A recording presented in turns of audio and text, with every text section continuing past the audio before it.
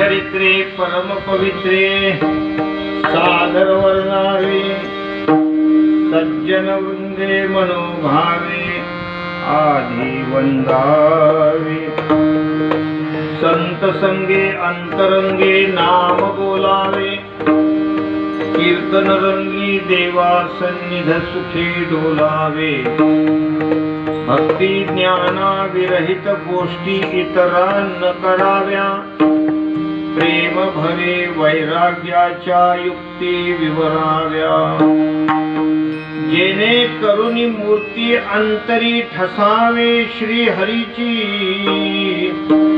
ऐशी कीर्तन मर्यादा आहे संतांच्या घरची अद्वय भजने अखंड स्मरणे वाजवी करटाळी एका जनार्दनी मुक्त होय तात्काळी संत संगे अंतरंगे नाम बोलावे कीर्तन रंगी देवा सन्निध सुखे डोलावे विठ्ठल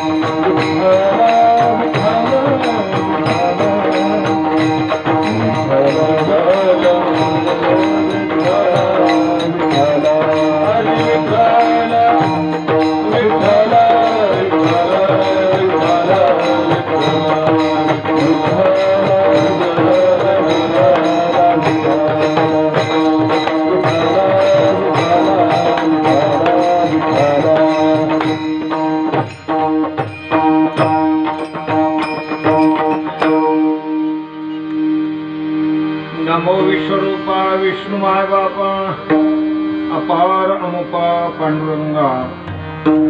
ओम नमो ज्ञानेश्वर करुणा करा दयाळा तुमचा अनुग्रह लाधलो पावन झालो चराचरी। शरण शरण एकनाथा पायी माथा ठेविला नका पाहू गुण दोष झालो दास पायाचा। मंगल भावन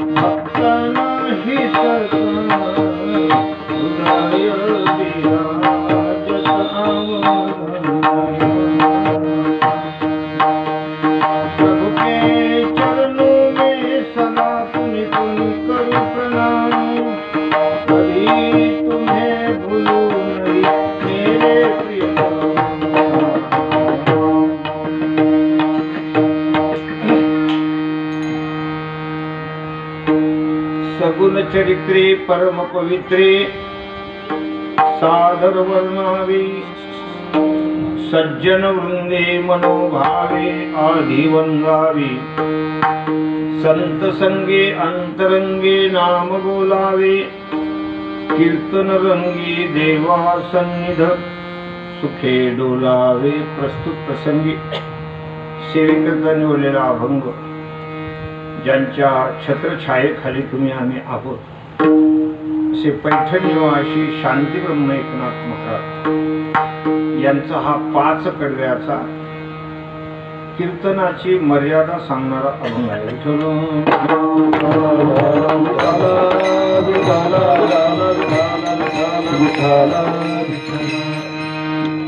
जगद्गुरु तुकोबारांनी सुद्धा कीर्तनाच्या मर्यादा सांगितल्या। संत सम्राट ज्ञानराज माऊलीने सुद्धा कीर्तनाच्या मर्यादा सांगितलेल्या आहेत। संत नामदेव महाराज असतील सर्व संत मांदियाळींनी कीर्तनाच्या मर्यादा सांगितलेल्या आहेत। व्यवहारामध्ये सुद्धा मर्यादेला फार मोठं महत्व आहे। जो मनुष्य आपल्या कुटुंबामध्ये मर्यादेने राहत असेल त्या कुटुंबामध्ये आनंद आहे। प्रत्येकाची एक ठरलेली मर्यादा आहे। मुलानं कसं वागावं, मुलीनं कसं वागावं, पत्नीनं कसं वागावं, पतीनं कसं वागावं, प्रत्येकाची एक सीमा आहे, मर्यादा आहे। आणि जो मनुष्य मर्यादेनं जीवन जगेल त्याच्या जीवनामध्ये आनंद आहे. मर्यादा ओलांडली की पदरात दुःख आहे.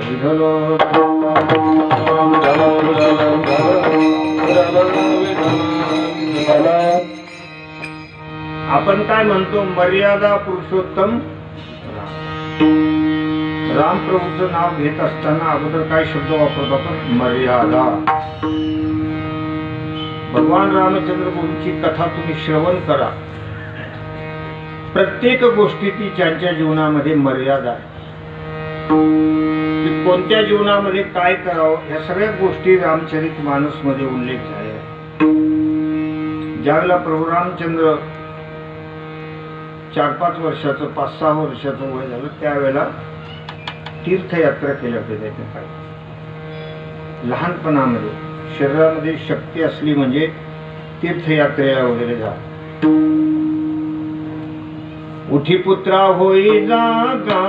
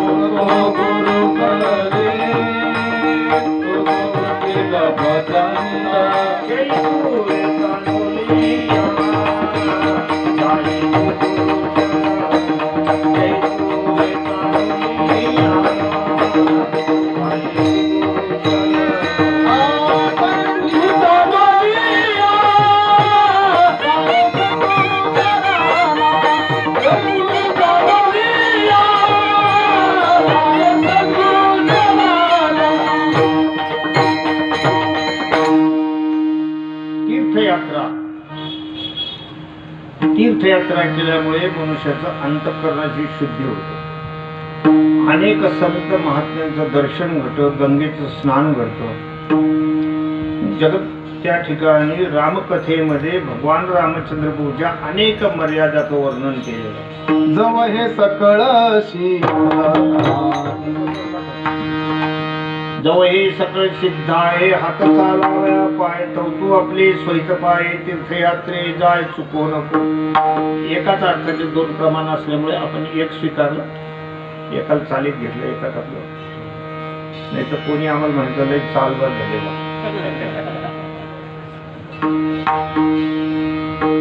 भगवान रामचंद्र प्रभूंनी ही मर्यादा दाखवलेली. आल्यानंतर तीर्थयात्रेवर आल्यानंतर त्यांना वैराग्य निर्माण झालं. पुढे अयोध्येमध्ये जरी एवढ्या मोठ्या वैभवात होते तरी आसक्ती रहित असं त्यांचं जीवन होतं. अनेक गोष्टी रामकथेतून शिकण्यासारख्या आहेत. म्हणून भगवंताला मर्यादा पुरुषोत्तम राम होता. तसंच हे आपल्या या कीर्तनाच्या बाबतीमध्ये शांतिवर्ण एकनाथ महाराज मर्यादा सांगतात की ज्यांना कीर्तन करायचंय, कीर्तन हे 2-4 प्रकारांनी केले जातं. एक तर नामसंकीर्तन आहे, गुणकीर्तन आहे, लीला कीर्तन आहे. इथे उभा राहूनच केवळ आम्ही बोलतो म्हणजे कीर्तनकार आहोत असं नाही. बरं, तुम्ही नामसंकीर्तन करताच ना, तुम्ही सुद्धा कीर्तनकारच आहात. नामसंकीर्तन करणं हे सुद्धा कीर्तनच आहे. या कीर्तनामध्ये काही संप्रदायाच्या अंतर्गत वेगवेगळ्या पद्धतीने कीर्तन केले. काही नारदीय कीर्तन आहे, काही रामदासी कीर्तनकार आहे, त्यांच्या पद्धती वेगवेगळ्या.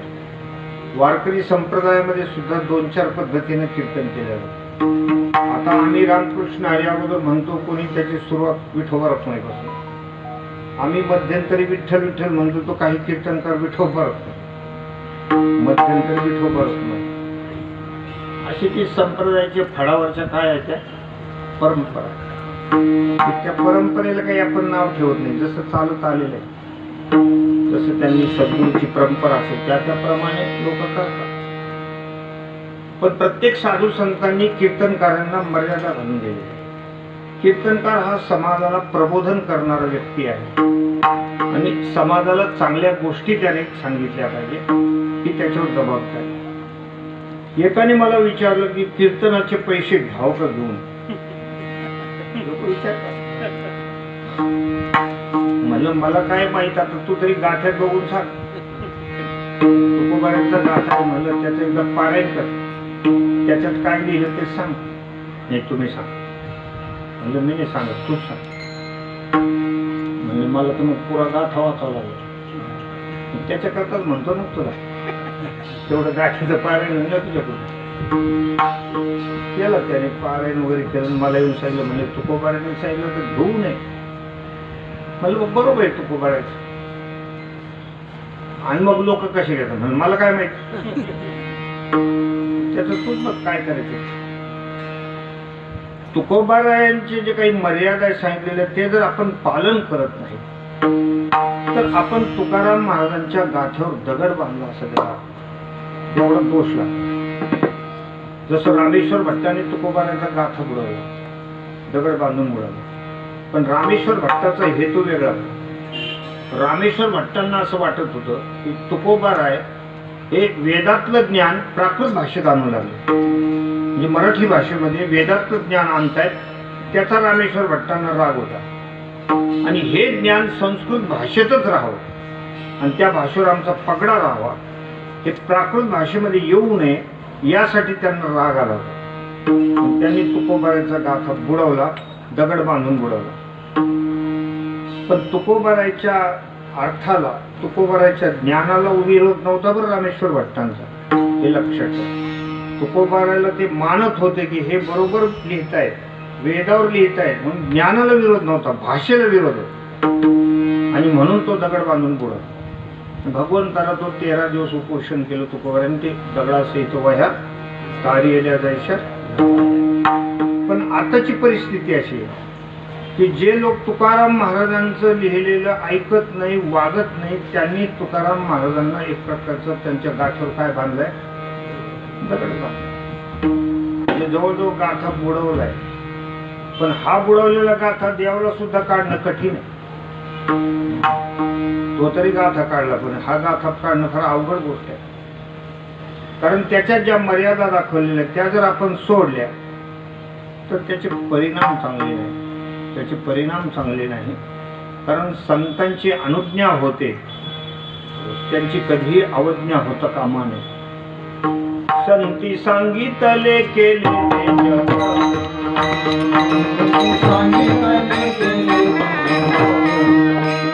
नाही आम्ही त्यांचे केले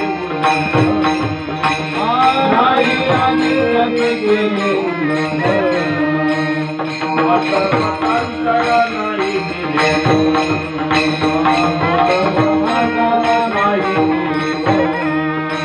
हृदय धरले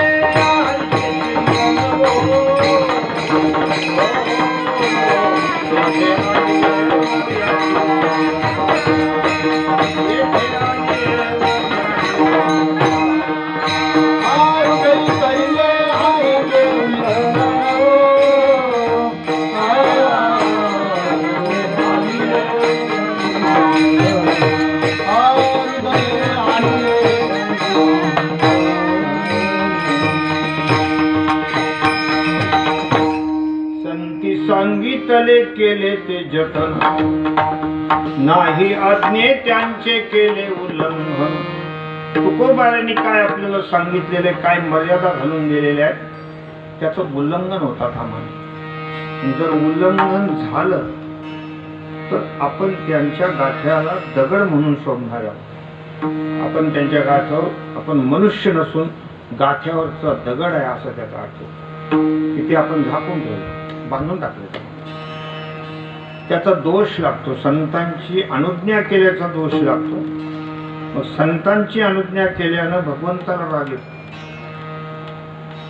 साधू तसे दयाळू असतात, पण भगवंताला ते सहन होत नाही. मज गांजिले ते साहे परिमत भक्ताचे मदन साहे.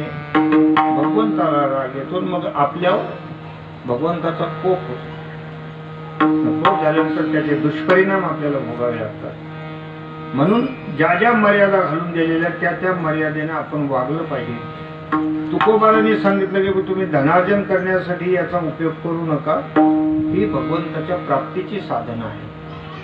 मग धनार्जन कसं करावं तर तुकोबारांनी ते पण गाथ्यामध्ये सांगितलं की तुम्हाला संसार आहे, पैशाची गरज आहे, तर जोडून या धन उत्तम व्यवहारे दास विचारी विच करी. उत्तमची गती तो एक पावेल, उत्तम भोगील जीव खाणी. शेतीच्या माध्यमातून, व्यापाराच्या माध्यमातून, नोकरीच्या माध्यमातून, नाहीतर शेवटचा पर्याय आहे भिक्षान्न घेणे. कुटुंब हाराकारणे, अकल्पित न मिळे तरी पोरान्न करणे. ऐशी स्थिती जे वर्तने ते जाणणे शुद्ध वैराग्य. अशा पद्धतीनं आपण ती चाकोरी जीवनामध्ये बांधून घ्यायला पाहिजे. त्याच्यानं काय होतं, त्याच्यानं संतांची अनुज्ञा होत नाही आणि भगवान संतुष्ट होतात आणि भगवान आपल्यावर खुश राहिले म्हणजे सगळं काम होतं. आता बघा, आमचे वडील आहेत आदरणीय प्रातस्मरणीय भक्तराज महाराज. त्यांनी जगद्गुरु तुकोबारायांच्या शब्दाप्रमाणे जीवन व्यतीत केलं. कुठेही जायचं, कुठल्या प्रकारचं धन अन्न या ठिकाणी मानधन ज्याला म्हणतात ते स्वीकारायचं नाही आणि घरून आपला डब्बा वगैरे घेऊन जायचा. अशा पद्धतीनं ते कीर्तन सेवा करायची. मग त्याचा परिणाम असा झाला की भगवान संतुष्ट झाले आणि त्यांच्या जीवनामध्ये जे संसाराच्या माध्यमातून काही काम असतील ते परमात्मा काही ना काही रूप घेऊन ते त्यांचे काम करते. प्रपंचात ते कामं सुद्धा करायचे. आणि याची अनुभूती आमच्या पूर्ण परिवारामध्ये ती अनुभूती आहे की प्रपंचातलं आडलेलं जे काम आहे तो परमात्मा करतो. मग मला सांगा, आता याच्यापेक्षा जास्त काय भेटायला पाहिजे? काय भेटायला पाहिजे? जी गोष्ट संत अंगामध्ये लिहिलेली आहे की न सांगता करी सर्व काम, भक्त समागमे सर्व भावे हरी. न सांगता करी सर्व काम. लागतं काय माणसाला सांगा? 2-3 गोष्टी असतात, अन्न, वस्त्र आणि अन्न. काय, भाजी भाकरी खाल्ली तरी माणसाला समाधान वाटतं. पंचपक्वान असो, भाजी भाकरी असो, काही असो, 2 वेळेला 2-2 भाकरी, एक भाकरी मिळाली पुष्कळ होतं. शरीराला इतकं काय लागतं माणसाला? काही लागत नाही जास्त. अन्न, वस्त्र आहे. वस्त्र सर्वसामान्य साधारण असलं तरी धकतं, असं काही नाही तुम्ही फार भारीचं घ्यायला पाहिजे. निवाऱ्याला एखादं छोटंसं घर असो, काही असो. आणि अन्न वस्त्राची निवाऱ्याची चिंता जर भगवान आपली वहन करत असेल, त्याचं केवळ एक कारण असं आहे की संतांच्या आज्ञेप्रमाणे जर जीवन आपण जगलो तर परमात्मा आपल्या संसाराची सुद्धा चिंता वहन करतात. ए रवी तरी माझ्या भक्ता आणि संसाराची चिंता, काय समर्थाची कांता कोरांना मागे. म्हणून ही गोष्ट आपण अनुभवायला पाहिजे. आणि जर नाही केलं, लोक राहटीमध्ये या संपूर्ण सध्याच्या कलीच्या प्रभावामध्ये आपल्याला असं म्हणतो नाही ते ठीक आहे, हे ठीक आहे. आपल्या कानावर अनेक गोष्टी येतात. त्यांचं कीर्तन घ्यायचं तर 50,000 लागतात असे बोलत राहतात लोक. ते कमीत होत नाही, असं होत नाही, तसं होत नाही. त्यांची कथा घ्यायची तर 1.5 लाख लागतं, असं काही काही बोलत राहतात लोक. पण मुळात समाजाचीच तशी चूक आहे. त्याच्यामध्ये समाज फार चुकीच्या मार्गाने जातो की समाजानंच ही गोष्ट थोडी लक्षात घेतली पाहिजे. अगोदर आम्ही नामसप्ताह वगैरे गावाकडे करायचो, तर सुरुवातीला 7 दिवस नुसता बिना वागायचा. भजन करायचे लोक, रामकृष्ण हरी विठ्ठल केशवा. शेवटच्या दिवशी झालं तर झालं, कालच कीर्तन येतं, अन्नदान करायचं भरपूर प्रमाणाला. प्रसाद म्हणून सगळ्या गावगावच्या लोकांना श्रीफळ वगैरे देतो. तर त्यावेळेचा काळ बघा, सुजलाम सुफलाम मलय शीतलाम सस्य श्यामलाम जे आहे याच्यामध्ये शाखेमध्ये सगळा लहानपणचा काळ माझ्या डोळ्यासमोर होतो की सगळे लोक सुखी समाधानी होते. कोणाला कोणती गोष्टीची कमी नव्हती. जिकडे तिकडे विपुल प्रमाणात. आता जरी तुम्हाला एवढे पैसे वाढले दिसले तरी सुखी नाही, माणसं सुखी नाही. त्याचं कारणच असं आहे की आपण संतांच्या शब्दाप्रमाणे वागत नाही आणि म्हणून आपल्या जीवनामध्ये सगळ्या गोष्टी आपल्याला भोगाव्या लागतात. विठ्ठल विठ्ठल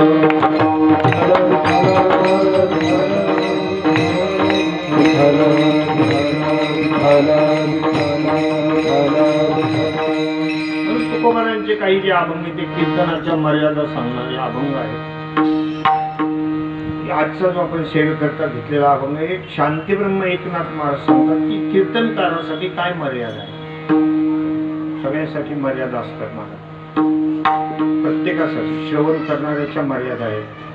श्रवण करणाऱ्याने कुठं बसायला पाहिजे, कसं बसायला पाहिजे, कोणत्या पावित्र्यात बसायला पाहिजे, सगळ्यांसाठी मर्यादा. टाळकरीच्या मर्यादा आहे, सगळ्यांच्या मर्यादा आहेत. त्याप्रमाणे कीर्तनकाराच्या सुद्धा मर्यादा सांगितलेल्या आहेत की कीर्तनामध्ये कशा पद्धतीनं त्यांनी बोलायला पाहिजे. बऱ्याच लोकांना हल्ली कसं आहे, हास्य विनोदामध्ये जास्त रस वाटतो. काही लोक म्हणतात की ते महाराजाचं कीर्तन घ्यावं, लई पोट धरू धरू असे. असं काही काही लोक पोट धरू धरू असलं म्हणजे कीर्तन असतं. आणि कीर्तन हे तुम्हाला भगवंताकडे नेणारी साधना आहे. तुमचं अंतःकरण पवित्र करण्यासाठी ती सेवा असते. असं काही हास्य विनोद कुठल्याही गोष्टी करून ते चालत नसतं. कीर्तनकारांनी कीर्तनामध्ये कशा पद्धतीनं बोलायला पाहिजे ती गोष्ट नाथ महाराज पहिल्याकडे सांगतात. सगुण चरित्रे परम पवित्रे सागर वर्णावी. सगुण चरित्रे परम पवित्रे सागर वर्णावी. सगुण चरित्रे परम पवित्रे सागर वर्णावी. सगुण चरित्रे परम पवित्रे सागर वर्णावी. सगुण चरित्रे परम पवित्रे सागर वर्णावी. सगुण चरित्रे परम पवित्रे सागर वर्णावी. सगुण चरित्रे परम पवित्रे सागर वर्णावी. सगुण चरित्रे परम पवित्रे सागर वर्णावी. सज्जन वंदे मनोभावे आजीवनावी. सज्जन वंदे मनोभावे आजीवनावी. संत संगे अंतरंगे नाम गुणावी. संत संगे अंतरंगे नाम गुणावी. सज्जन वंदे मनोभावे आजीवनावी. सज्जन वंदे मनोभावे आजीवनावी. संत संगे अंतरंगे नाम गुणावी. संत संगे अंतरंगे नाम गुणावी.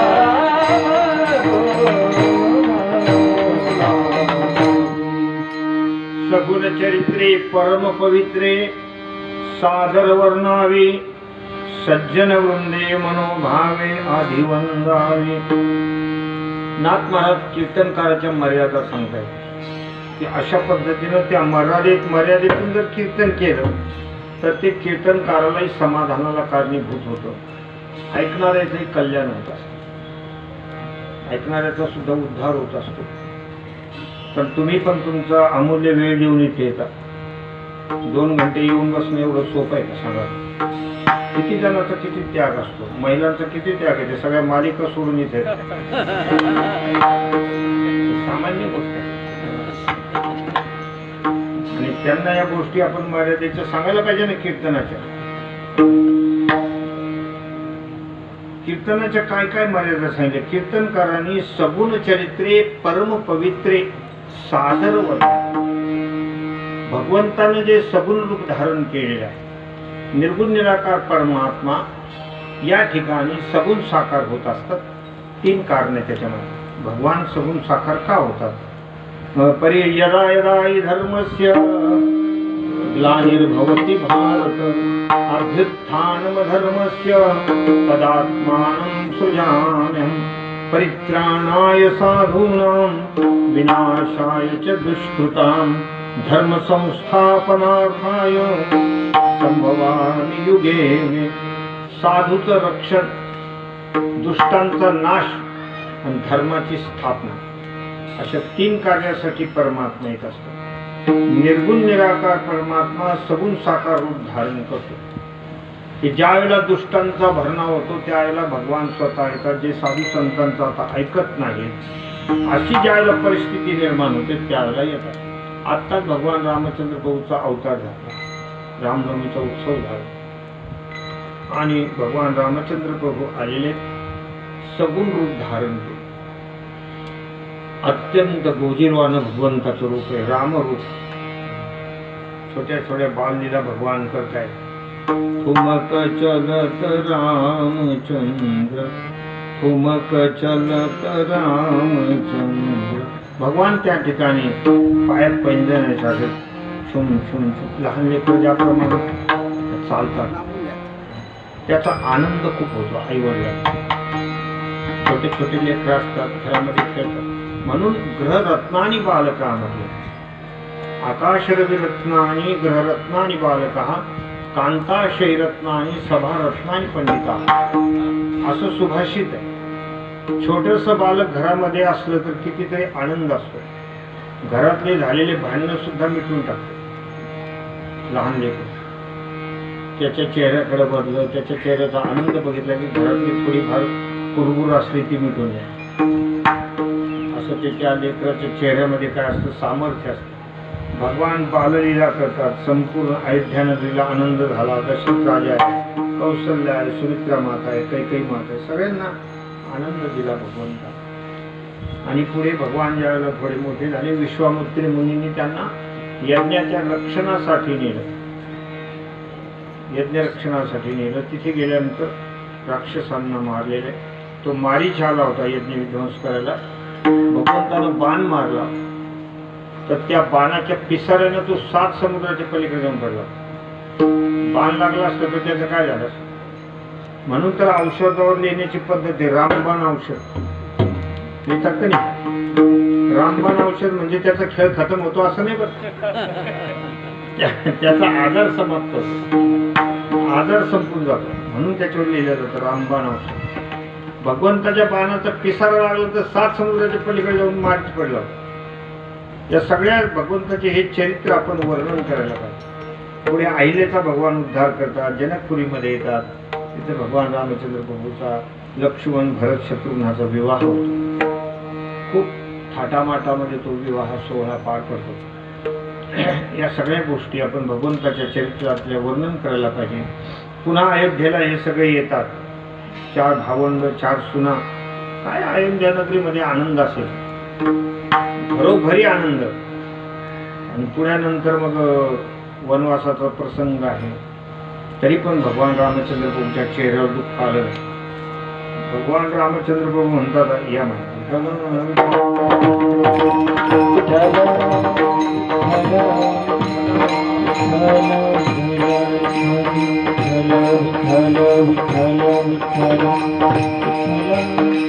प्रभू रामचंद्र असं म्हणतायत की कैकेयी माता, तू माझ्यावर फार मोठे उपकार केलेले आहेत. मला वनवासाला जावं, मी वनवासाला जावं, भरताला राज्य मिळावं, हे जे तू महाराजाकडे मागून घेतलं, पिताश्रीकडे मागून घेतलं, त्याच्यामुळे मला खूप आनंद झाला.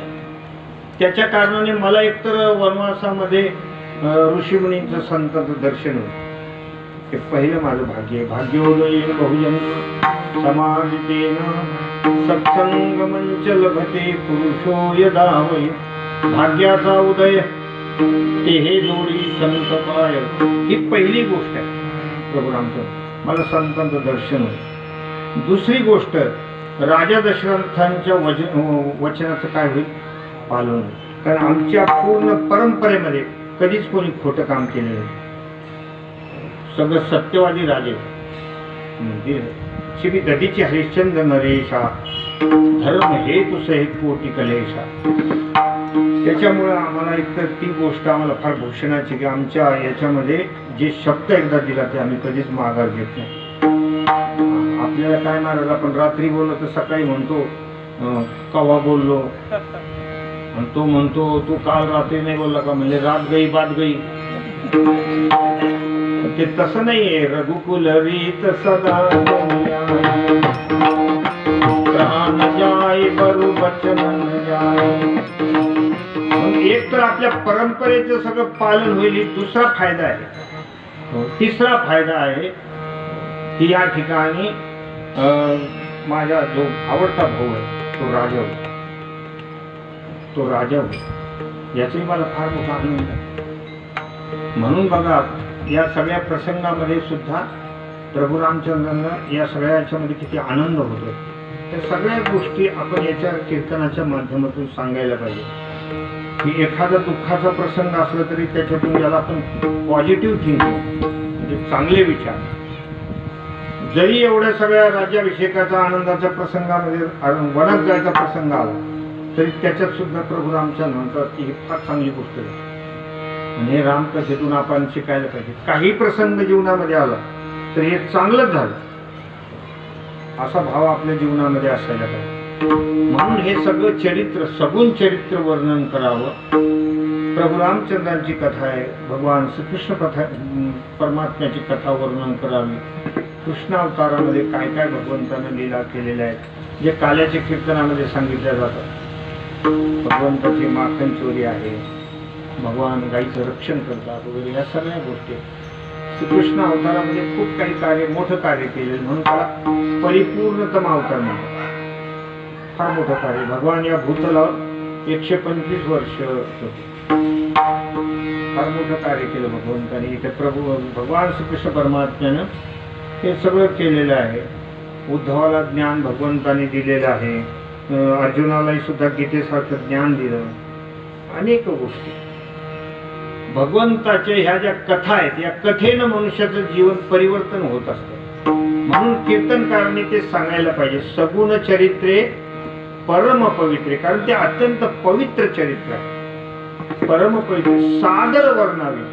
पुन्हा बंधन असं टाकलं की आदरानं सांगायचं, त्या कथा मोठ्या आदरानं वर्णन करायचं. कथेमध्ये आपण त्या ठिकाणी डुबून गेलो पाहिजे. आणि सादर वर्णावी सज्जन वृंदे मनोभावे आधी वंदावे. कीर्तनामध्ये कधी कधी साधू पुरुष येत असतात, त्यांचं वंदन करा. आता कीर्तनामध्ये आमचे आदरणीय विनायक महाराज आलेले, आणखी काही अधिकारी माणसे इथे असतात. सांगता येत नाही कोणाची काय उपासना असते. कधीच कोणाला कमी लेखता कामा नये. तुमची एखादा मनुष्य काय त्याची उपासना श्रेष्ठ असेल, किती त्याचं भगवंतावर प्रेम असेल, हे आपल्याला काही कळतं का? म्हणून सगळेच आपल्या समोर जे सज्जन माणसं बसले त्यांना वंदन करायला पाहिजे. काय झालं, एकदा एक पती पत्नीचं जोडपं होतं आणि पती कधी मंदिरात जात नव्हतं, कधी कीर्तनाला जात नव्हतं, कधी कथेला जात नव्हतं.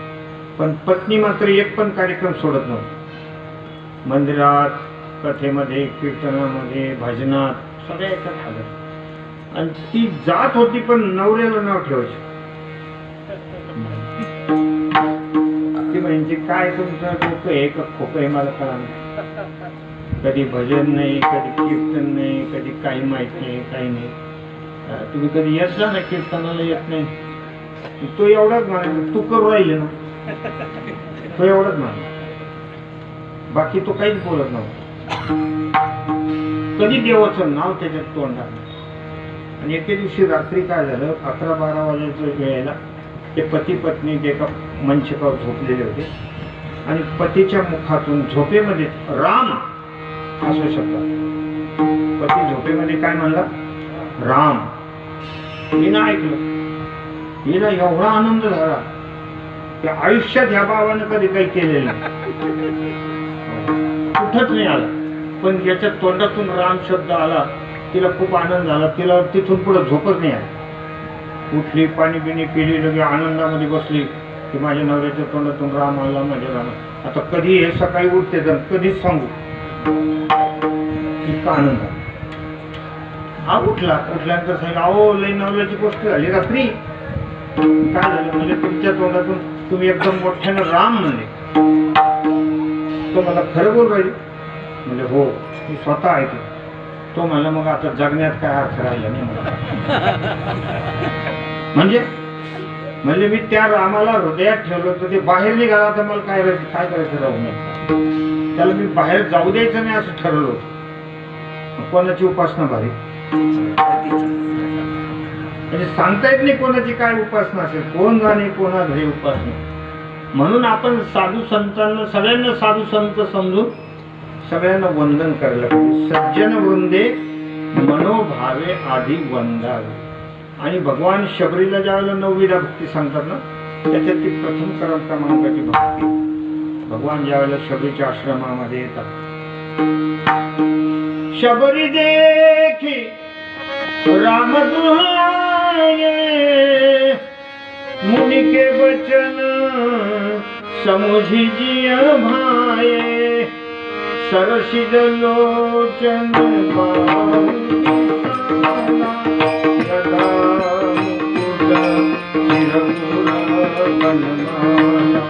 श्याम सुंदर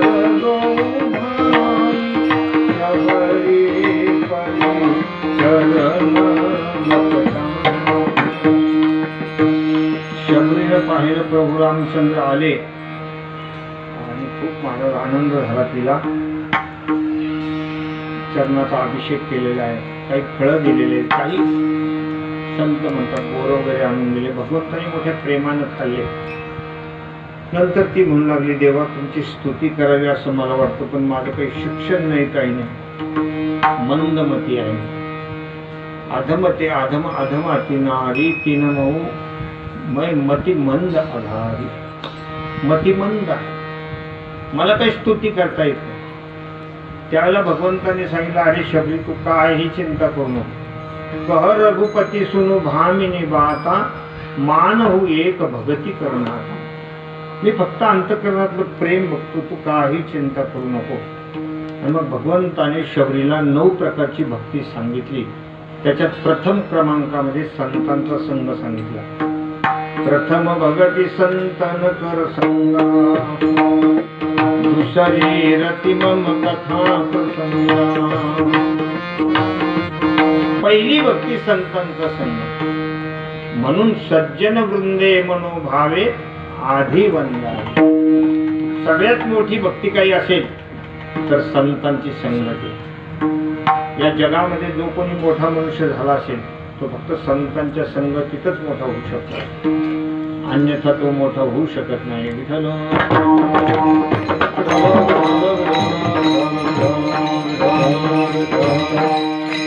आता तुम्हाला आम्हाला पंतप्रधान जे आपले मोदी आहेत त्यांच्याविषयी सगळ्यांना काय आहे? आदर. आदर असण्याचं कारण माहिती आहे का?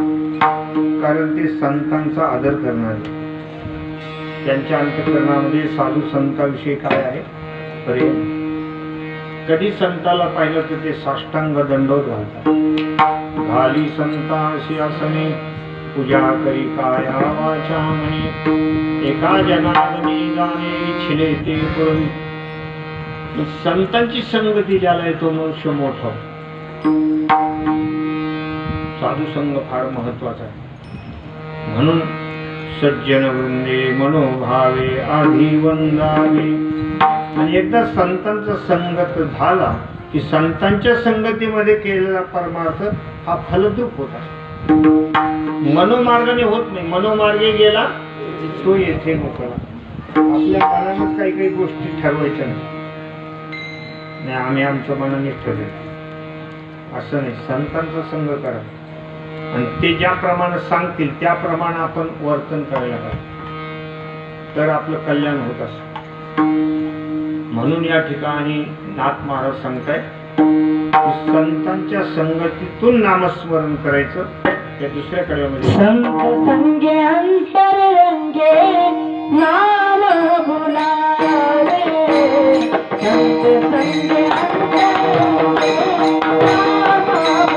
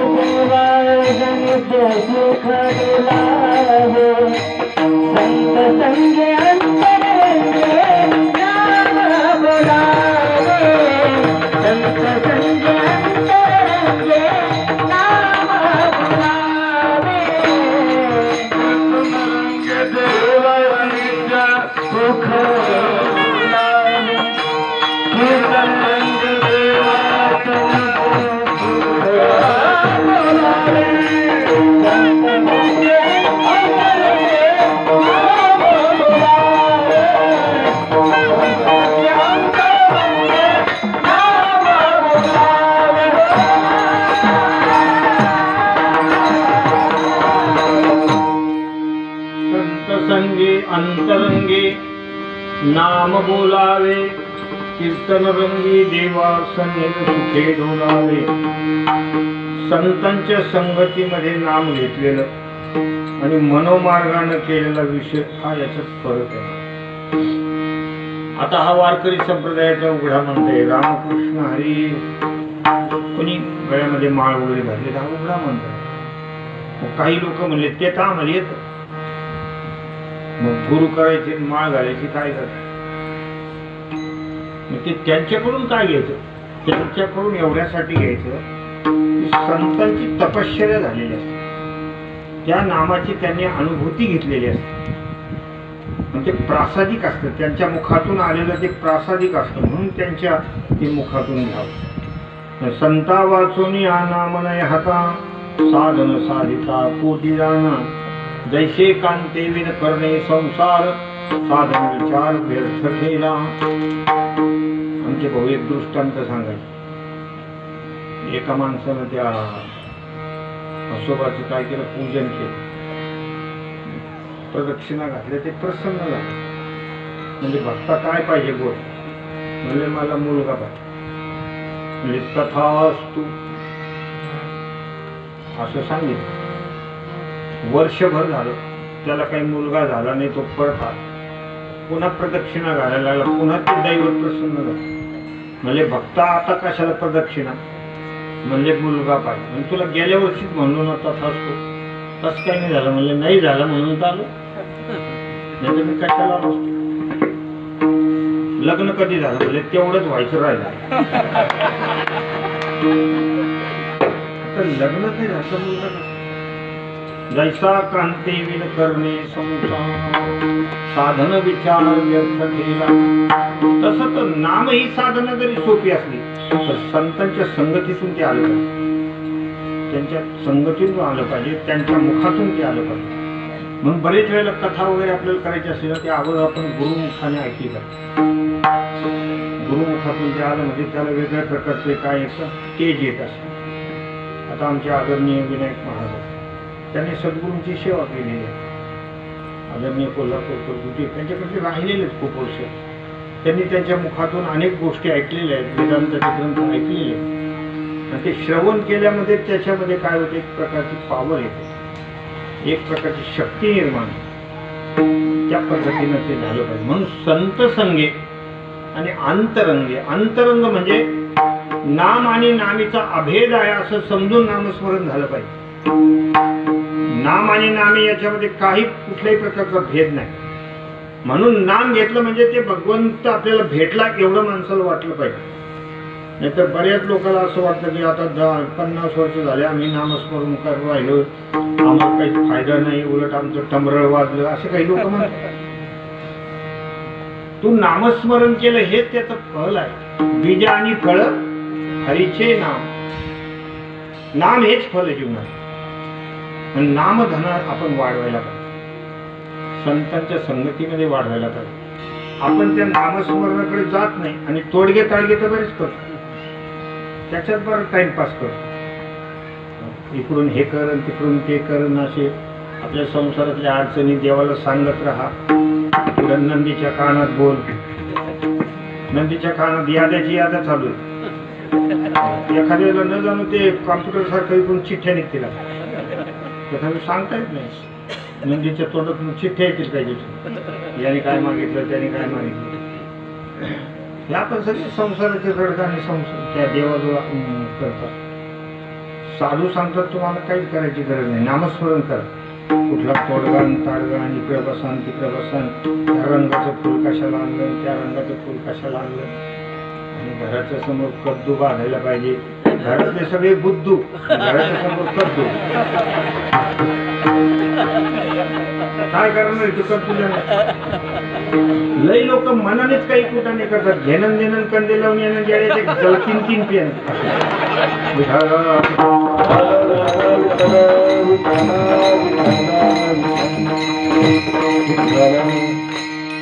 काय कठीण झालं मला तर समाजाचं आश्चर्य वाटतं.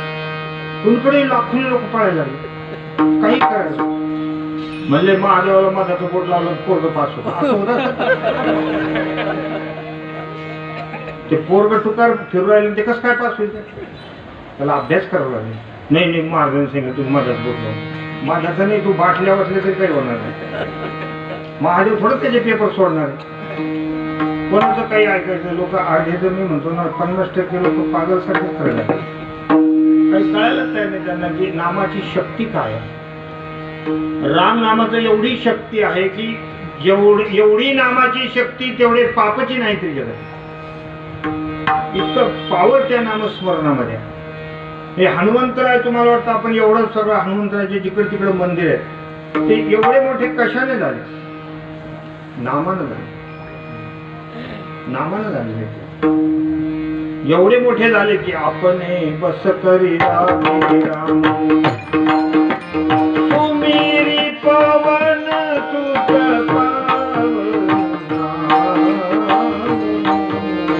अपने बस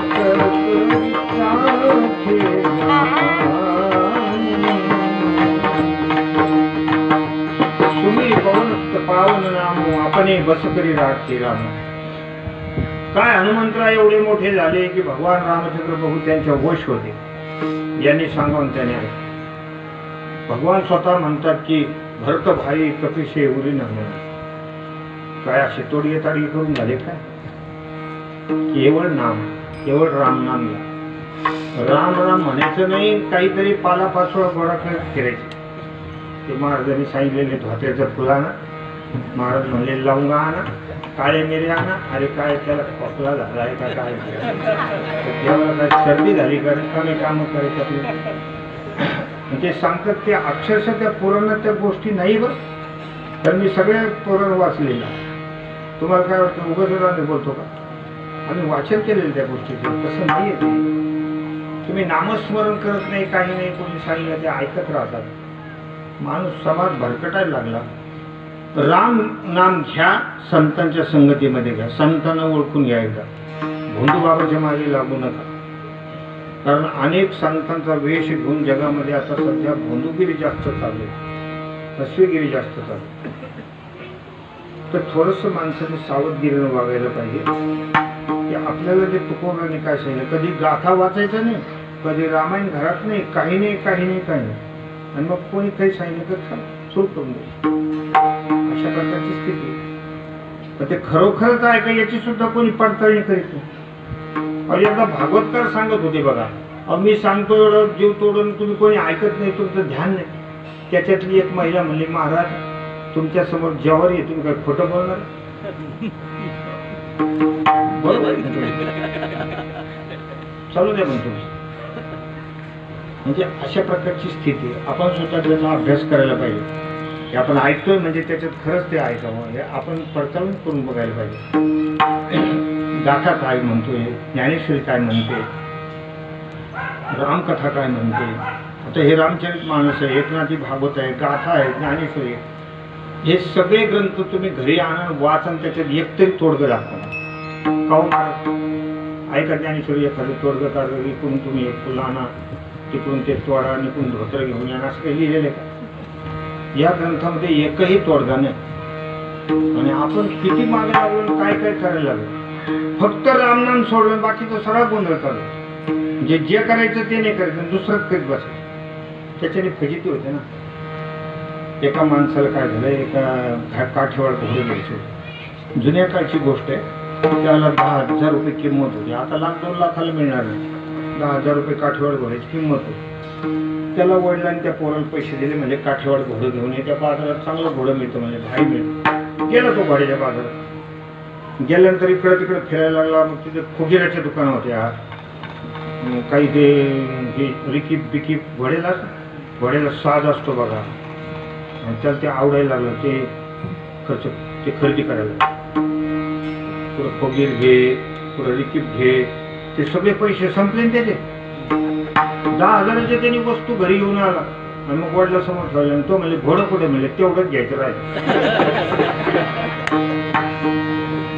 तसं आपल्या जीवनामध्ये एखाद्याला असं होईल का आपण बाकीचे उद्योग करत बसून, घोडं तसंच राहील. म्हणजे जे करायचं ते करणारच नाही आपण. असं फसगत होऊ नये म्हणून संत संगे अंतरंगे नाम बोलावे, कीर्तन रंगी देवा सन्निध सुखे डोलावे. जिथे कुठे भगवंताचं मंदिर असेल तिथं कीर्तनामध्ये कीर्तन करताना डोलायचं, नाचायचं ना. गायनाचे उडे आपुलिया छंदे, गायनाचे उडे, आपुलिया छंदे,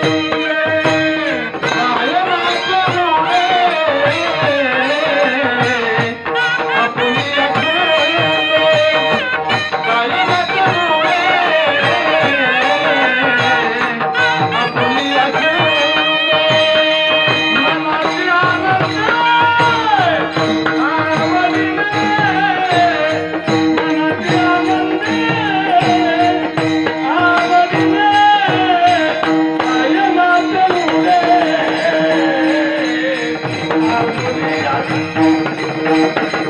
गायनाचे उडे, आपुलिया छंदे,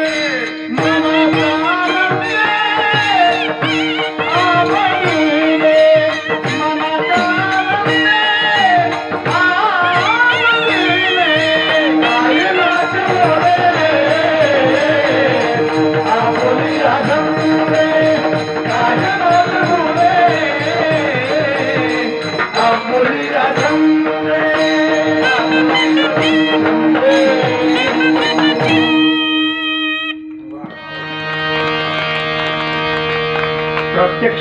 प्रात्यक्षिक गायनाचे उडे आपुलिया छंदे मनाच्या आवडीने. ही मंडळी सुद्धा आमचे हरिभक्त आदिनाथ महाराज, हरिभक्त सोडकर गुजे यांच्या आवाजाने मनुष्य नाचल्याशिवाय राहत नाही. याच्यामध्ये नृत्य करावं. वारकरी मंडळी बघा हरिपाठ घेताना नृत्य करतात.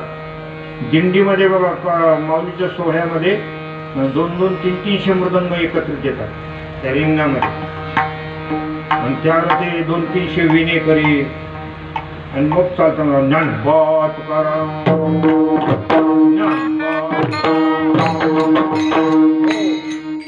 कीर्तन रंगी देवा सन्निध सुखे डोलावे. त्या कीर्तनाच्या रंगामध्ये आणि जिथे पुढे मंदिर वगैरे असेल तिथे डोलावं, भजन करावं, नित्यानं हरिपाठ वगैरे, त्याच्यात नृत्य करावं. बाकीचं इतर जे नाचकाम आहे ते वेगळं. नाचू कीर्तनाचे रंगी, नाचू कीर्तनाचे रंगी, नाचू कीर्तनाचे रंगी, नाचू कीर्तनाचे रंगी, नाचू कीर्तनाचे रंगी, नाचू कीर्तनाचे रंगी, नाचू कीर्तनाचे रंगी, नाचू कीर्तनाचे रंगी, नाचू कीर्तनाचे रंगी, नाचू कीर्तनाचे रंगी. ज्ञानदीप लावू जगी, ज्ञानदीप लावू जगी, जगी नाचू कीर्तनाचे रंगी, नाचू कीर्तनाचे रंगी. ज्ञानदीप लावू जगी, ज्ञानदीप लावू जगी, जगी नाचू कीर्तनाचे रंगी, नाचू कीर्तनाचे रंगी, नाचू कीर्तनाचे रंगी, नाचू कीर्तनाचे रंगी. नाचू कीर्तनाचे रंगी, ज्ञानदीप लावू जगी, सर्व सांडून माझाई, वाचे विठ्ठल रखुमाई. अनेक प्रमाण आहेत नाचण्याच्या बाबतीमध्ये. नाचत जाऊ त्याच्या गावारी खेळया, सुख देईल विसारे, नाचती आनंद कल्लोळी, पवित्र गाणे नामावळी. अशा प्रकारे कीर्तन रंगी देवा सन्निध सुखे डोलावे. गायनाचे काय कीर्तन सांग होय अंग हरिरूप प्रेमे छंदे, नाचे डोले हरवले देवभान विवर्जित होऊन भजन करावं, नाचावं. अशा प्रकारची ही कीर्तनाची मर्यादा आहे. आणि कीर्तनामध्ये कीर्तनकारांनी बोलत असताना त्यांचे विषय काय असायला पाहिजे ती गोष्ट तिसऱ्याकडे सांगितली. भक्ती ज्ञानाविरहित गोष्टी इतरान कराव्या. भक्ती ज्ञानाविरहित गोष्टी इतरान कराव्या. भक्ती ज्ञानाविरहित गोष्टी इतरान कराव्या. भक्ती ज्ञानाविरहित गोष्टी इतरान कराव्या. भक्ती ज्ञानाविरहित गोष्टी इतरान कराव्या. भक्ती ज्ञानाविरहित गोष्टी इतरान कराव्या. भक्ती ज्ञानाविरहित गोष्टी इतरान कराव्या. भक्ती ज्ञानाविरहित गोष्टी इतरान कराव्या. प्रेम भरे वैराग्याच्या युक्ती विवराव्या. प्रेम भरे वैराग्याच्या युक्ती विवराव्या. संत संगे अंतरंगे नाम बोलावे. संत संगे अंतरंगे नाम बोलावे. प्रेम भरे वैराग्याच्या युक्ती विवराव्या. प्रेम भरे वैराग्याच्या युक्ती विवराव्या. संत संगे अंतरंगे नाम बोलावे. संत संगे अंतरंगे नाम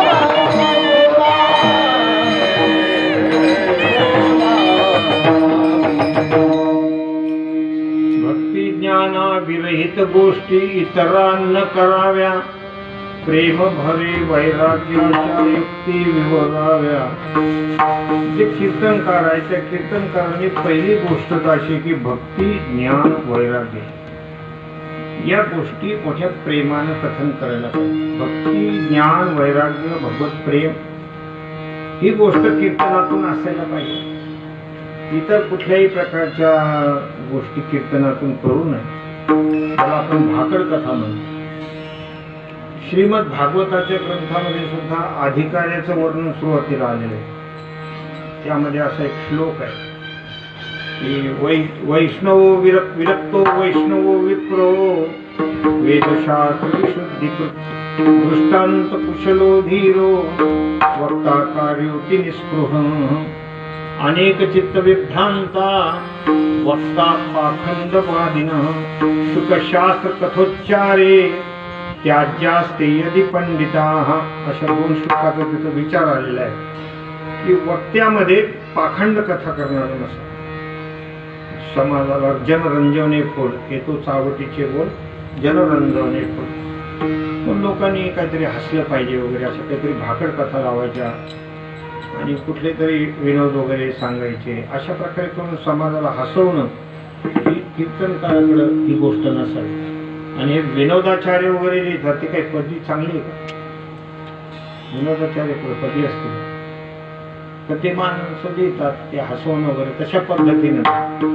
पुन्हा छोटे छोटे लेकर आहेत कीर्तन करतात त्यांना त्याच्यातला एक प्रकारचा मुरलेला मनुष्य पाहिजे.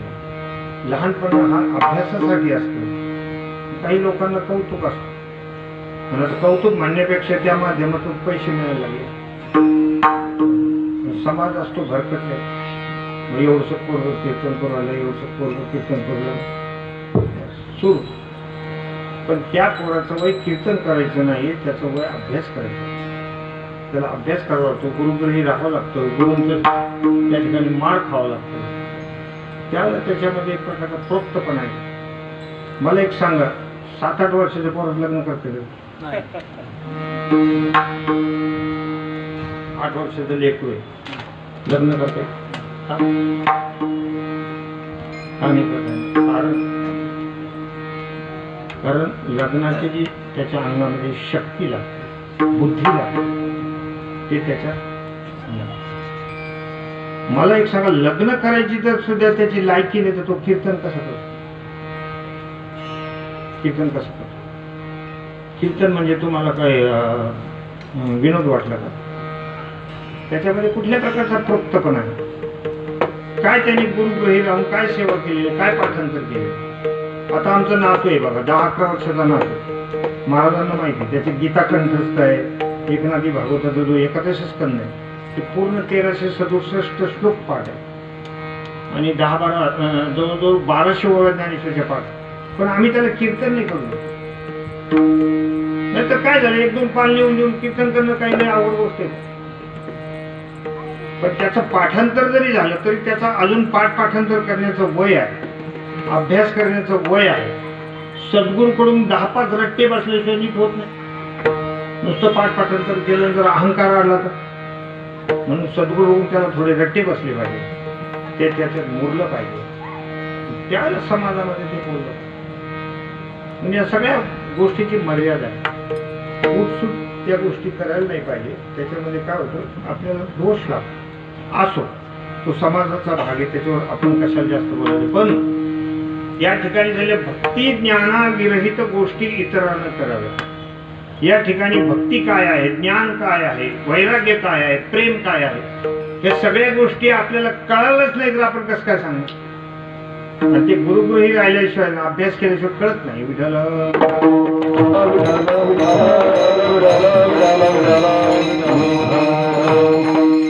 भक्तीचे सुद्धा 4 पैलू आहेत. भक्ती ही निष्काम, निर्दंब, निष्पाप, निर्व्यभिचारी इतकी अंगाला झाली का त्याला ती भक्ती. नाहीतर मग वर येते सगळं. भक्ती वरी वरी समर्पिला जीव नाही तो हा व्यभिचार. म्हणून ते 4 अंग त्या भक्तीला आहेत. त्याची भक्ती निष्काम आहे का, निर्दंब आहे का, निष्पाप आहे का, निर्व्यभिचारी आहे का, या सगळ्या गोष्टी तपासून प्याव्या लागतात. आणि भक्तीच्या कथा सांगत असताना कोणत्या भक्तानं कशा पद्धतीनं भक्ती केली आणि त्याला त्या भक्तीचं काय फल प्राप्त झालं. गवळींचं वर्णन करत असताना गवळींची जी भक्ती आहे त्यांनी संपूर्ण जीवन भगवंताच्या चरणाविंदी समर्पित केले, अशा त्या गवळीने होत्या. म्हणून यथाव्रज गोपिकांना, म्हणून भक्तिशास्त्रामध्ये गोपींना फार मोठं महत्व आहे. अशा संतांच्या भक्तीच्या कथा. ज्ञान काही तुम्हाला सोपं वाटतं का? गुरुग्रही जावं लागतं, सद्गुरू चांगले भेटावे लागतात. तस्मात् गुरुं प्रपद्येत जिज्ञासुश्रेय उत्तमं शाब्दे परिचनिष्णातम ब्रह्मण्युपशमाश्रम. अधिकार संपन्न सद्गुरूकडे जावं लागतं. पुन्हा ते ज्ञान असं मिळत नाही. तद्विद्धी प्रणिपातेन परिप्रश्नेन सेवया उपदेक्षन्ति ते ज्ञानं ज्ञान तत्त्वदर्शन. त्यांची तनु मनु जीवे सेवा करावी लागते, त्यांची प्रसन्नता प्राप्त करून घ्यावी लागते. शांतीब्रह्मनाथ महाराजांनी 8 वर्षाच्या वयापासून किती वर्ष योगीदेव राहिले, किती सद्गुरू जनार्दनांची सेवा केली. त्यावेळेस त्यांना प्रसन्नता झाली, सद्गुरू प्रसन्न झाले, दत्तात्रयांचा साक्षात्कार झाला आणि एवढं मोठं भांडार आपल्याला नाथांनी दिलं. किती लिखाण आहे नाथांचं, पण सद्गुरूची कृपा संपादन केली. म्हणून त्या ठिकाणी ज्ञान म्हणजे काही हरमालाची गाडी नाही होत, फार कठीण गोष्ट आहे. एखादा श्लोक पाठ करायचा म्हणलं की काही कठीण गोष्ट होत. मला एक जण म्हणला, माझं ध्यान नाही जातं पण लगेच विसरून जातं. कीर्तनातलं ध्यान राहतं पण दुसऱ्या दिवशी जर कोणी आपण विचारला पुरा सपाट. आमच्याकडे 1-2 मुलं आहेत बघा कॉलेजमध्ये, गीता शिकवायला जातात, पण 8-8 दिवस एक श्लोक म्हणतात, पण म्हणताच येत. म्हणजे मी 8 दिवसापासून प्रयत्न करू राहिलो पण जमतच नाही. म्हणलं भांडण करता येते का? हा, ते जमत नाही. कठीण गोष्ट आहे. ज्ञान काय एवढं सोपं आहे. म्हणून ज्ञानाच्या गोष्टी, ज्ञान कसं प्राप्त करावं, भक्तीच्या कथा आहे. वैराग्य म्हणजे काय नो हे वैराग्य सोपारे मज बोलता न वाटे खरे. विष खावे ग्रासो ग्राशी धन्य तोची एक सोशी. यह लोकापासून ब्रह्मदेवा लोकापर्यंत वस्तूच्या इच्छेचा त्याग, या नाव वैराग्य. वैराग्य काही एवढी सोपी गोष्ट आहे का? म्हणून जे जे वैराग्यशील महात्मा पुरुष असतील त्यांच्या कथा कीर्तनातून सांगायच्या.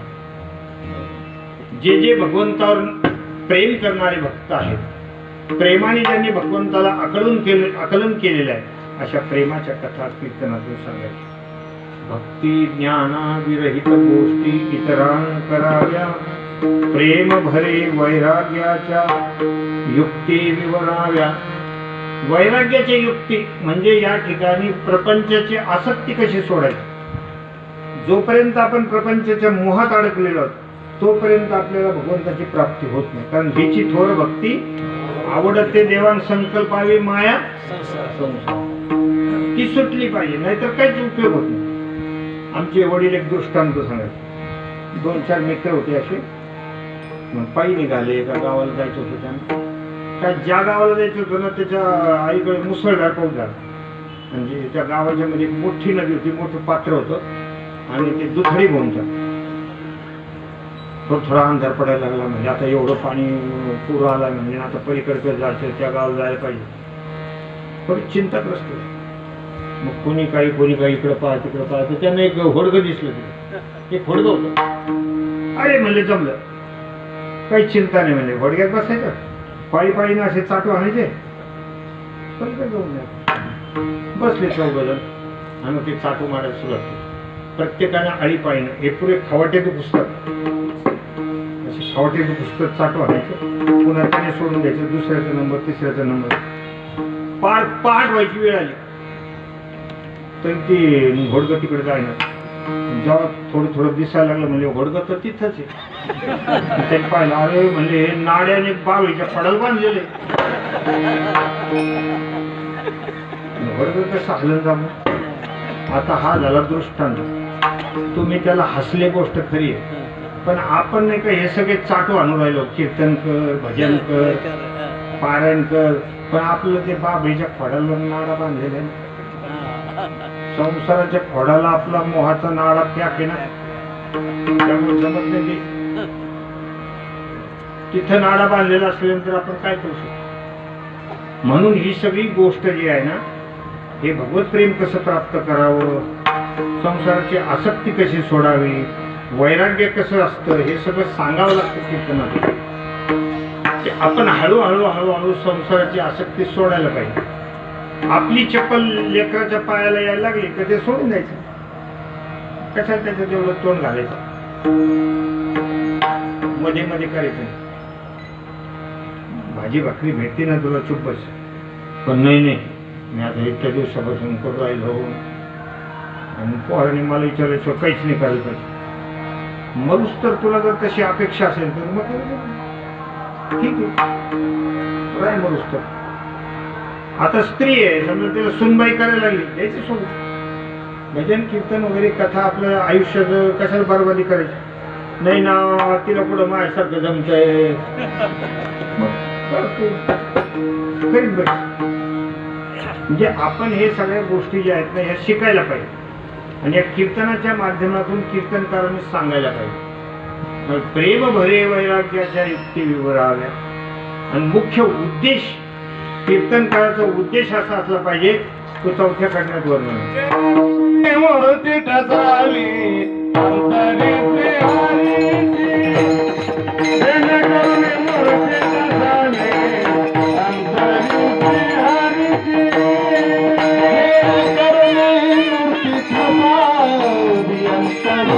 श्रीहरीची.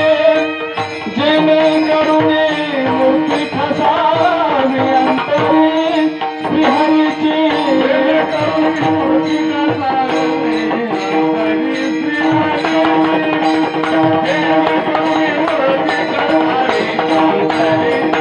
श्रीहरीची. जेणेकरून मूर्ती ठसावी अंतरी श्रीहरीची.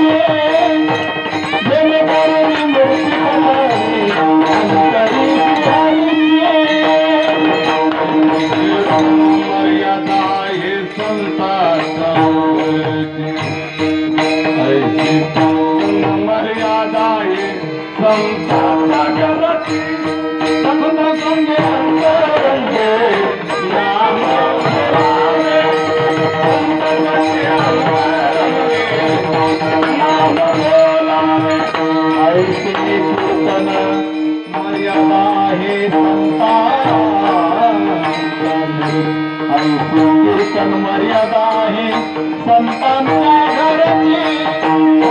सख्य अंतरंगे नाम बोलावे. संत संगे अंतरंगे नाम बोलावे.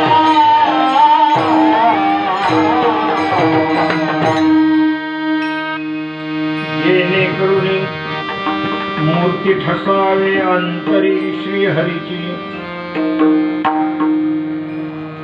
ऐशी कीर्तन मर्यादा हे संतांच्या घरची. अशा प्रकारचा हा उद्देश आपला सफल झाला पाहिजे. कीर्तनकाराने असं बोलावं की जेणेकरून ऐकणाऱ्याच्या अंतःकरणामध्ये भगवंताची मूर्ती ठसली पाहिजे. राम प्रभूवर कृष्ण परमात्म्यावर प्रेम जडलं पाहिजे. विठ्ठलावर प्रेम जडलं पाहिजे. तर ते कीर्तन सफल झालं. कीर्तन ऐकल्यानंतर जर ऐकणाऱ्याला असं वाटलं की आपण पण रामकथा एकदा घरात वाचायला पाहिजे, आपण एकदा रामायण आणून वाचू, त्यांनाही वाटलं पाहिजे की भागवतात काय लिहिलेलं आहे, विठ्ठलावर प्रेम जडलं पाहिजे, विठ्ठलाचे जीवन, आगम निगमाचे स्थान, विठ्ठल सिद्धीचे साधन, विठ्ठल ध्यान उसावा, पांडुरंगावर प्रेम जडलं पाहिजे. तर ते कीर्तन आहे. नाहीतर खाली खिसा होऊन जातो माणसाचा. जर आपण असं जर हसण्यावर सगळ्या गोष्टी नेल्या, आपल्या जीवनाचं सुद्धा हसू होऊन जात. काहीच मिळालं नाही. 7 दिवस आपण इथे सप्ताह केला, काहीच पदरात आलं नाही, काहीच पदरात आलं नाही. त्याचा काय उपयोग? ऐकणाऱ्याला भगवंताशी प्रेम जडलं पाहिजे, जेणेकरून मूर्ती ठसावे अंतरी श्रीहरीची ऐशी कीर्तन मर्यादा आहे संतांच्या घरी. त्याला कमीत कमी घरी गेल्यानंतर असं वाटायला पाहिजे की नित्यानं आपण देवाची पूजा केली, नित्यानं आपण थोडीशी ज्ञानेश्वरी वाचायला पाहिजे, नित्यानं आपण हरिपाठ म्हणलोच पाहिजे. तर ते कीर्तन सफल झालं. काहीच नाही, घरी गेल्यानंतर काहीच करत नाही. देवपूजाचा कंटाळा, तो त्याच्यावर ढकलतो, तो त्याच्यावर ढकलतो, तुला काय झालं करायला, मी नाही करणार, असा कंटाळाच्या गोष्टीचा. ते प्रेम अंतःकरणामध्ये निर्माण झालं पाहिजे. भगवत पूजेचं प्रेम निर्माण झालं पाहिजे, भगवत चिंतनाचं प्रेम निर्माण झालं पाहिजे. तर तो सप्ताह सफल होतो. नाहीतर काही नाही, मग फक्त मग 2 दिन मसाले खा, नाहीतर मग डाळ बट्टी, मला नाही माहिती काय ते, बस खा, मोकळे व्हा, चालू द्या तुमचा राम रगडा वर्षभर, पुन्हा काहीच नाही.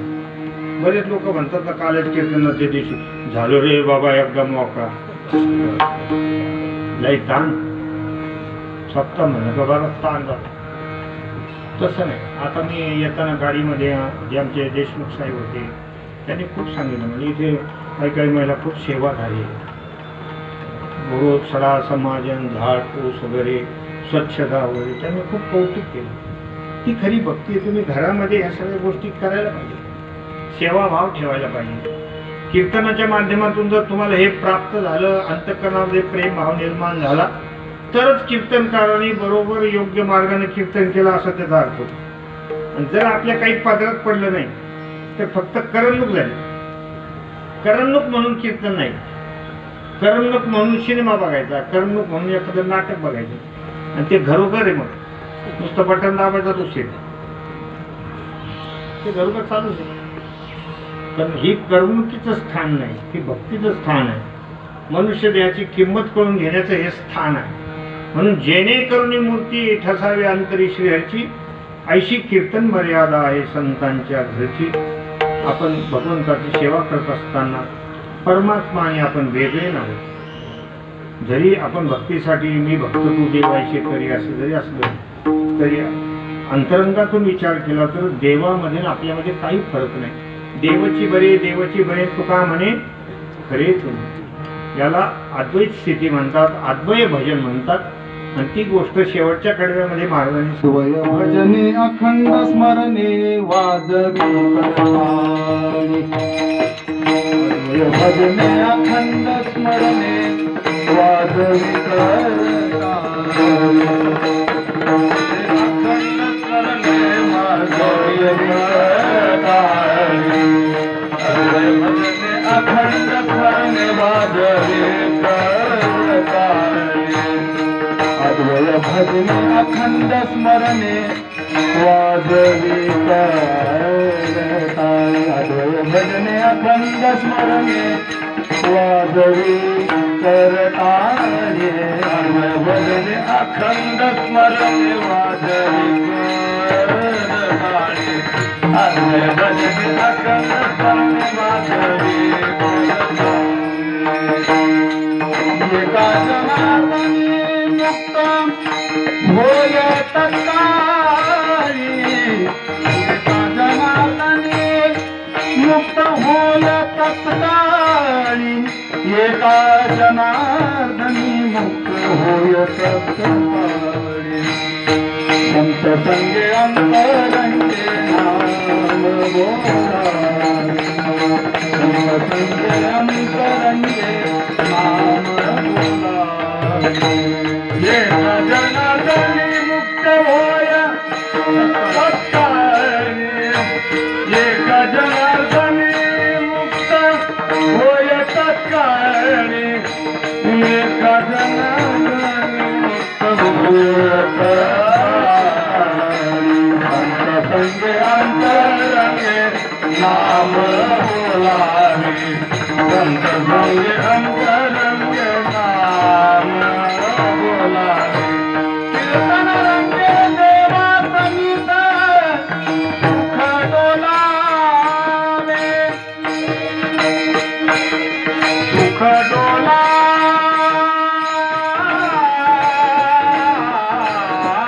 डोलावे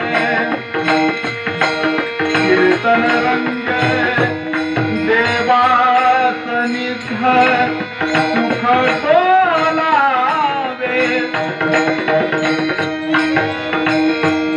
कीर्तन रंगे देवा सनिध सुखे डोलावे सुखे डोलावे सुखे डोलावे सुखे डोलावे सुखे डोलावे सुखे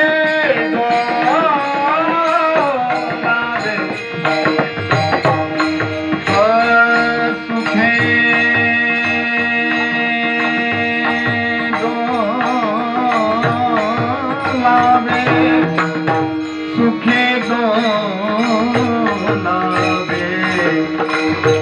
सुखे डोलावे सुखे डोलावे सुखे डोलावे कीर्तन रंगे देवा सनिध सुखे डोलावे सुखे डोला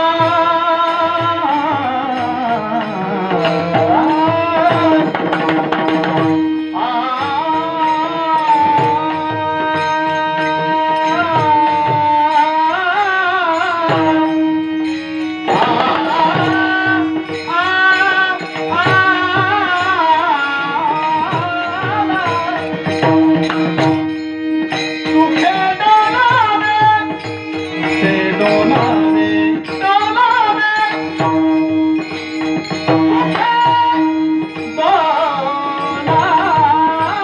डोलावे सुखे डोलावे कीर्तन रंगे देवा सनिध सुखे डोलावे कीर्तन रंगे देवा सनिध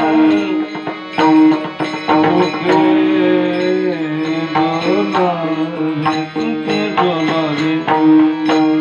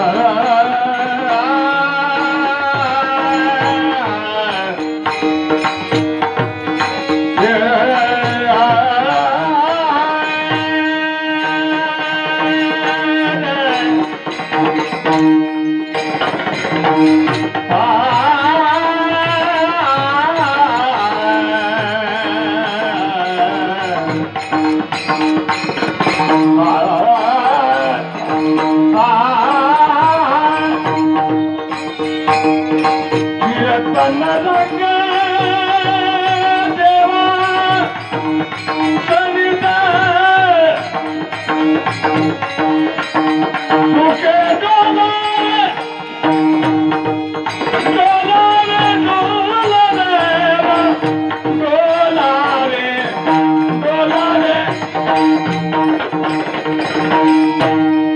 सुखे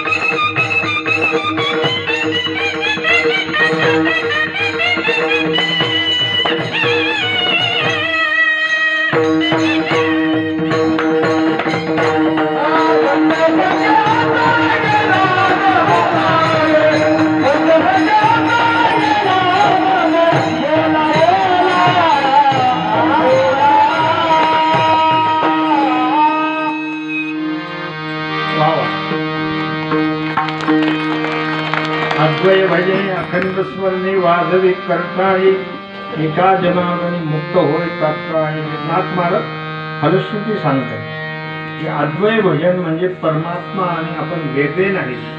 एक देहाच्या उपाधीमुळे आपल्याला वेगळेपणा वाटतो, पण उपाधी जी आहे ती बाजूला जर ठेवली तर तेच चैतन्य आपल्यामध्ये आहे, दुसरी वस्तूच नाही. म्हणून असं आपल्याला ज्ञान झालं पाहिजे, अखंड स्मरण झालं पाहिजे. वाजवी कर टाळी, हाताची टाळी, ही टाळीचा फार मोठा फायदा आहे. आपण भाषणात टाळ वाजवतो, मंत्री संत लोकांच्या भाषणात टाळ वाजवतो, कीर्तनात टाळ्या वाजवायचं जोर आहे, आणि नाहीतर मग त्या रोडवरच्या टाळ्या आहेत, त्या टाळ्या आपण ऐकत राहतो येता जाता अशा टाळ्या. जर इथं टाळ्या नाही वाजवल्या तर पुढच्या जन्मात त्या टाळ्या वाजवाव्या लागतील. म्हणून टाळी वाजवायची. टाळी वाजवायचा फार मोठा फायदा असतो. समजा झाडावर पक्षी असले बसलेले तर टाळी वाजवले ते कसे येतात, उडून जातात. तसं याच्यात बरेच पक्षी नसतात, काम क्रोध मद मत्सर टाळी वाजून भजन केलं तर ते पक्षी उठतील, नाही तर ते डेंजर पक्षी आहेत, ते वाटोळ करणारे, नुकसान करणारे पक्षी आहेत. म्हणून टाळी वाजवायची, वाजवी तर टाळी एका जनावरी मुक्त होईल तत्काळ ठोपा. विठोबा रखुमा विठोबा रखुमा हरे हरे विठोबा रखुमा विठोबा रखुमा विठोबा रखुमा विठोबा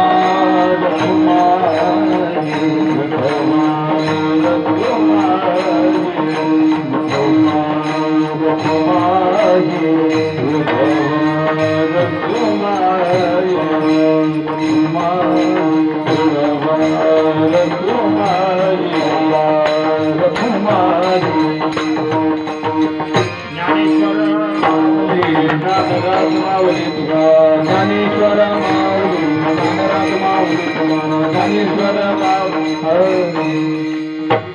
जय जय विठ्ठल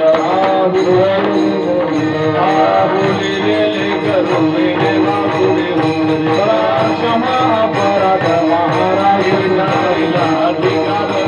क्षमा अपराध महाराज